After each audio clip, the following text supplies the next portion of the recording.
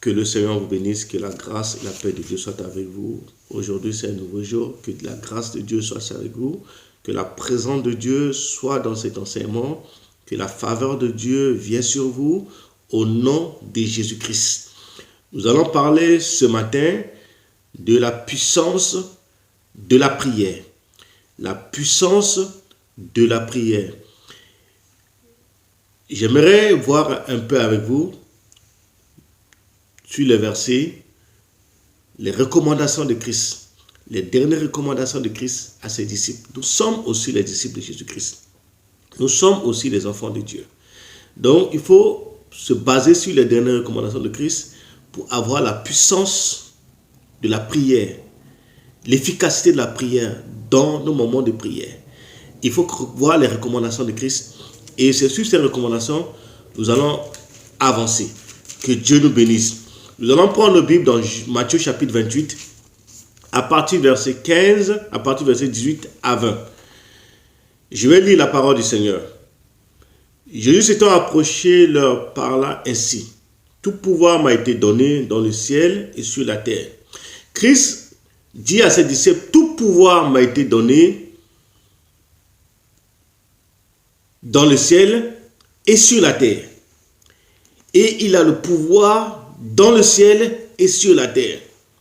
Il dit, allez, faites de toutes les nations des disciples, les baptisant au nom du Père, du Fils et du Saint-Esprit, et enseignez-leur à observer tout ce que je vous ai prescrit. Et voici, je suis avec vous tous les jours jusqu'à la fin du monde. Donc Dieu sera toujours avec nous, Jésus sera toujours avec nous jusqu'à la fin du monde. Quand nous prions que Christ est avec nous, nous allons avoir une efficacité. Donc, la prière est une puissance. La prière est une arme redoutable. La prière transforme les vies. Et nous devons savoir que tout pouvoir qui a donné à Christ dans les cieux et sur la terre, il nous a donné aussi ce pouvoir. Que la grâce de Dieu nous accompagne dans ses enseignements. Que Dieu nous bénisse. Nous allons voir dans Marc chapitre 16 et le verset 15 à 18. À partir du verset 15 à 18.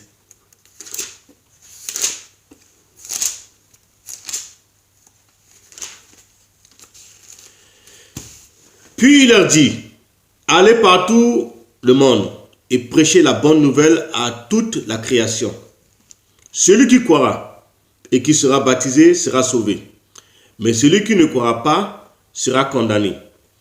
Celui qui croira et sera baptisé sera sauvé. Mais celui qui ne croira pas sera condamné. Voici les miracles qui accompagneront ceux qui auront cru en mon nom. Voici les miracles qui accompagneront ceux qui auront cru en mon nom. Donc la puissance de prière est aussi accompagnée au nom de Jésus-Christ. Ils chasseront les démons. Ils parleront de nouvelles langues. Ils saisiront des serpents. S'ils boivent quelques breuvages mortels, il leur fera point de mal. Ils imposeront les mains aux malades et les malades seront guéris. Donc, la puissance de la prière sera accompagnée par des miracles. La prière ouvre des grandes portes. La prière est une arme redoutable que nous avons, que Dieu nous a donnée. Et il nous a dit que tout pouvoir m'a été donné dans les cieux et sur la terre. Et il nous a aussi transféré ce pouvoir. Et le pouvoir que Christ nous a transféré, c'est pour dominer par la prière. C'est pour amener en existence ce qui n'existe pas dans la prière. C'est de chasser les démons par la prière. Parce qu'il y a la puissance de Dieu dans la prière. Quand nous prions avec efficacité, avec confiance dans la prière, nous chasserons les démons. Nous mettons en déroute le camp de l'ennemi. Nous mettons en déroute, nous saccageons le camp de l'ennemi par la prière de la puissance. La prière basant sur le nom de Jésus-Christ. Que le Seigneur nous bénisse. Nous allons continuer dans Luc, le chapitre 24.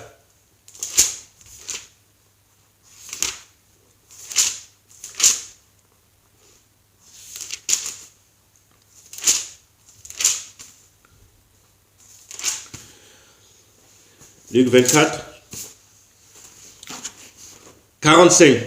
Alors il ouvrit l'esprit afin qu'ils comprisent les Écritures. Et il leur dit, ainsi il est écrit que le Christ souffrirait et qu'il ressusciterait des morts le troisième jour. Et que la repentance et le pardon des péchés seraient prêchés en son nom à toutes les maisons, en commençant par Jérusalem. Vous êtes témoins de ces choses, et voici, j'enverrai sur vous ce que mon Père a promis. Mais vous, restez dans la ville jusqu'à ce que vous soyez revêtus de la puissance d'en haut. Sans la puissance d'en haut, dans la prière, nous ne pouvons pas accomplir le plan de Dieu.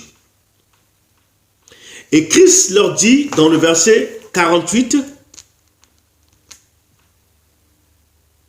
d'abord dans le verset 45 dit, alors il leur dit, il leur ouvrit l'esprit afin qu'ils comprisent les Écritures.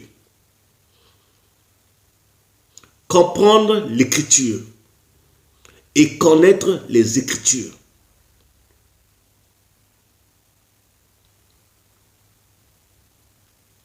Donc nous, pour avoir une puissance dans la prière, il faut comprendre les Écritures et puis connaître les Écritures. Il y a plein de promesses attachées à la puissance de la prière en nous. Mais il faut connaître. Il faut chercher à connaître. Qu'est-ce que Dieu a mis à ma disposition? Les 66 livres, la bibliothèque que Christ nous a donnée. C'est une bibliothèque que nous avons dans notre main. Une bibliothèque.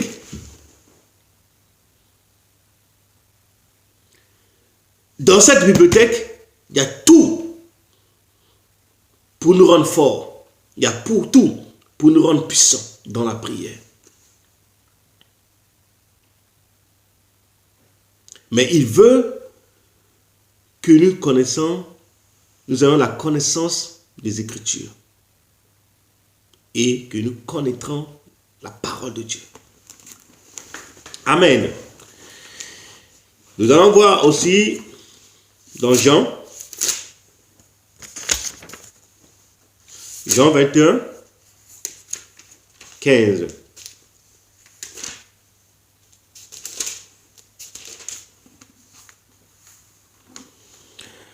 Après qu'il eut mangé, Jésus dit à Simon, Simon, fils de Jonas, m'aimes-tu plus que ne m'aiment ceux-ci? Il lui répondit, oui Seigneur, tu sais que je t'aime. Jésus lui dit, paie mes agneaux. Il lui dit une seconde fois, Simon, fils de Jonas, m'aimes-tu? Pierre lui répondit, oui Seigneur, tu sais que je t'aime. Jésus lui dit, paie mes brebis. Il lui dit pour la troisième fois, Simon, fils de Jonas, m'aimes-tu? Pierre fut attristé de ce qu'il lui avait dit pour la troisième fois, m'aimes-tu? Et il lui répondit, Seigneur, tu sais toutes choses, tu sais que je t'aime. Et Jésus lui dit, paie mes brebis. En vérité, je te le dis, quand tu étais plus jeune, tu te saignais toi-même et tu allais où tu voulais. Donc Christ est en train de se rassurer que Pierre compris la profondeur de l'amour. M'aimes-tu? M'aimes-tu? M'aimes-tu? Quand nous aimons le Seigneur se révèle à nous et nous donne des stratégies pour être efficace dans la prière. Il y a une puissance redoutable dans la prière. Il y a une arme que Dieu nous a donnée. Mais voyons le verset 21. Toujours dans Jean. En le voyant, Pierre dit à Jésus, celui-ci Seigneur, que lui arrivera-t-il? Jésus lui dit, si tu veux qu'il demeure jusqu'à ce que je vienne, que t'importe, toi, suis-moi. Ce que Jésus attend de nous, c'est de le suivre, de ne pas nous préoccuper des gens. Parce que les gens qui sont autour de nous, si nous pensons à eux, nous posons des questions sur leur vie, nous n'allons pas avancer. Avance avec Jésus. Avance avec Jésus. En avançant, ils vont te suivre. Amen. Que la grâce de Dieu nous accompagne. Que le Seigneur soit avec nous. Dans Actes chapitre 1, le verset 4, comme il se trouvait avec eux, il leur recommanda de ne pas s'éloigner de Jérusalem, mais d'attendre ce que le Père avait promis, ce que je vous ai annoncé, leur dit-il. Christ a encore rappelé à ses disciples, dans Actes chapitre 1, le verset 4, d'attendre la présence de Dieu, d'attendre la puissance de Dieu, d'attendre le Saint-Esprit. Sans le Saint-Esprit, nous ne pouvons pas avoir une puissance dans la prière, d'avoir l'intimité avec Dieu, de le connaître davantage, afin d'avoir cette puissance. Sans cette puissance, nous ne pouvons pas faire ouvrir les portes dans notre vie. La puissance de la prière débloque les situations, délivre, guérit, restaure les vies, change les vies, délivre, ouvre les portes du travail, ouvre les portes du succès, ouvre les grandes portes. Mais sans la puissance du Saint-Esprit, nous ne pouvons pas accomplir le plan de Dieu dans notre vie. Par la puissance. Pour avoir la puissance de la prière, il faut avoir le Saint-Esprit. C'est ce que Christ a recommandé à ses disciples. D'attendre le Saint-Esprit, de rester ensemble, de chercher la face de Dieu, de prier. Et je vais vous envoyer la puissance de Dieu. Le Saint-Esprit viendra sur vous. Amen.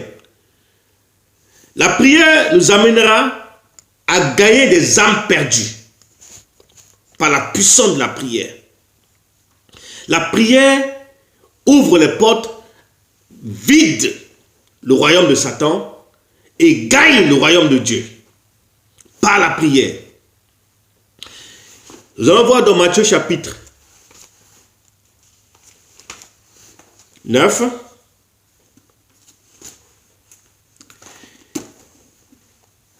À partir du verset 35.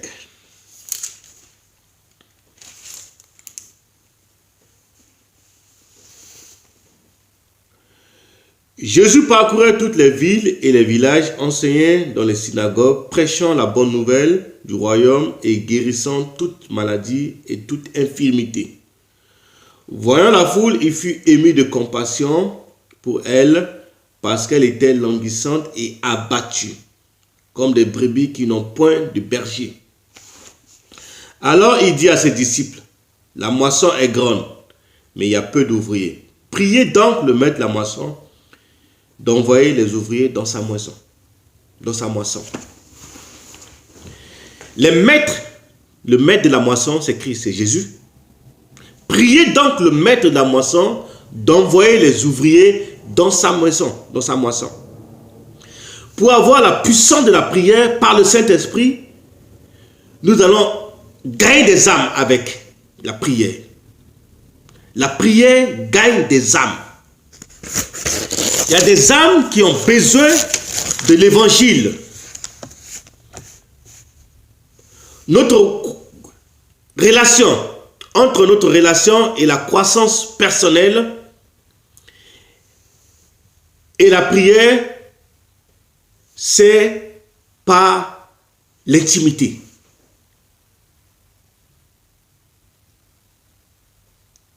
La prière changera les croyants.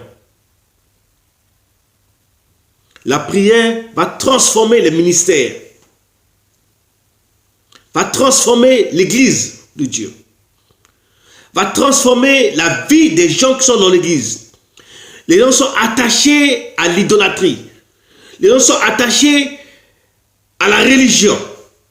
Mais nos prières vont briser les chaînes dans leur vie afin de vider le royaume de Satan et gagner le royaume de Dieu. Quand nous voulons grandir et vivre une vie victorieuse dans le Seigneur, il faut attacher à la prière la parole de Dieu. Connaître la parole de Dieu. Connaître la vie de Dieu. Quelquefois, nous sommes tellement occupés par le service de Dieu que nous ne prenons plus le temps d'être en contact avec Dieu. Être en contact avec Dieu nous donne une efficacité. Dieu nous révèle sa pensée. Dieu nous révèle les besoins des gens. Hier, pendant que je priais, et je voyais une église dans un hôpital où il y avait des enfants qui ont eu des problèmes, qu'on doit les opérer. Et l'opération était compliquée. Mais quand nous prions, Dieu nous révèle des choses. Et j'ai demandé à Dieu d'aider les médecins pendant l'opération, l'intervention, pour que l'opération de cet enfant ait du succès. La prière, Dieu nous ouvre les yeux pour voir la pensée de Dieu, pour voir où nous devons prier pour des gens qui sont en train de traverser une situation difficile. Il y a des gens qui sont en train de mourir, qui ont besoin de la prière, qui pour les amener à la vie, afin qu'ils puissent connaître Christ avant de partir. Il y a des gens qui sont en train de faire des accidents sur la route. Par nos prières, la puissance de nos prières, Dieu va nous révéler des gens dans des difficultés, afin d'intercéder à leur faveur. La puissance de la prière, Dieu nous révèle des choses. Dieu nous révèle des choses. Sa pensée dans la prière.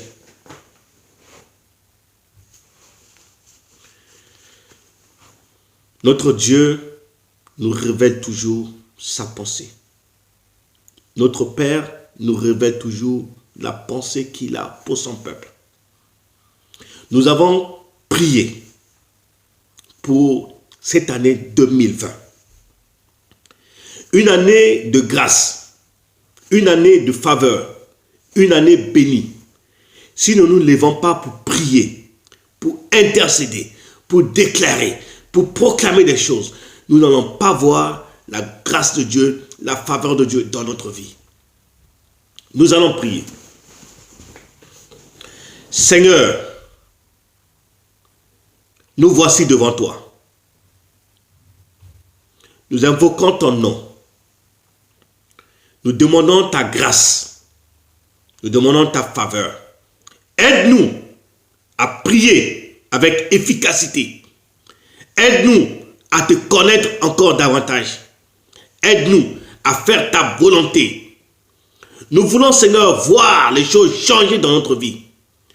Mais tu veux que nous cherchions à connaître ta parole et à rester fidèles à ta parole. Seigneur, étends ton bras de Père sur l'enfant que tu m'as montré hier soir, pendant la prière, que l'enfant est en train de traverser un moment difficile pendant l'opération. Mais Seigneur, restaure la vie de cet enfant. Protège sa famille, ses enfants. Dans le nom de Jésus-Christ. Père, merci. Que ton nom soit béni. Au nom de Jésus. Amen. Que Dieu nous bénisse.